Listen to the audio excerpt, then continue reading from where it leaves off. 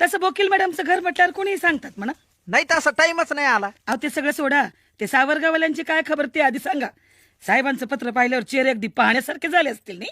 त्याचा कशाला माझा चेहरा पाहण्यासारखा झाला मॅडम. का बरं? या अभियानामध्ये जे जे आलेले आहेत ना ते सरे बोक्यावानी झालेले आहेत आता. हं? किती उंचावर नाही यायले खाली लोटा, हे आपले 4 पायावर उभेच. हे घ्या, काय? मी साहेबाचं लेटर त्याच्या पतूर पोहोचवण्या अगोदर त्याचं उत्तर तयार होतं. हं? हा तर निलसरेपणाचा कळसच झाला म्हणायचं. जाऊन द्या ना बाप्पा, तुम्ही फक्त हे सावरगाववाले यायचं उत्तर पानगोळे साहेबाला नेऊन द्या. मले पुढं भेंडवळचा अहवाल बीओ साहेबांपर्यंत पोहोचवायचा. निघू कमी? अहो निघू काय निघू, बसा 2 मिनिटं.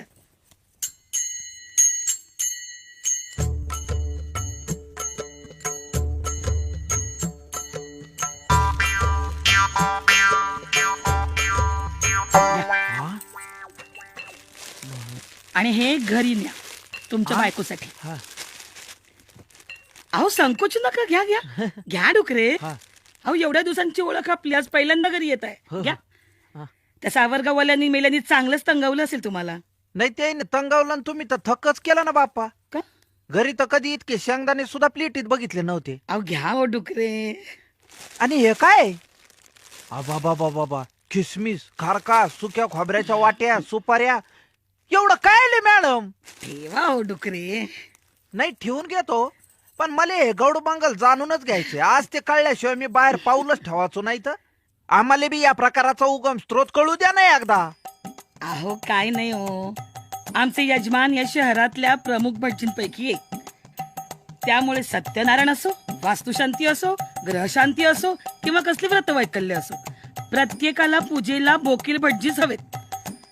आणि हल्ली तर काय, कॉम्प्युटरचा क्लास उघडायचा असू दे, नाही तर इंटरनेटचं सेंटर उघडायचं असू देत, पूजाही होणारच. पण मग करता काय एवढ्या सारायचं? तुम्हाला म्हणून सांगते, सांगा मले म्हणून पण सांगा. प्लीज कुठे बोबाटा करू नका बरं याचा. बुवा भटा करायला फुरसत कुठे येतं आपल्याला? फाईल ठेवायला फुरसत नाही. दुसऱ्याकडे काय सांगेन, या कानाचं त्या कानाला कळू देत नाही मॅडम मी. आम्ही की नाही हा सगळा माल परत दुकानात नेऊन विकतो.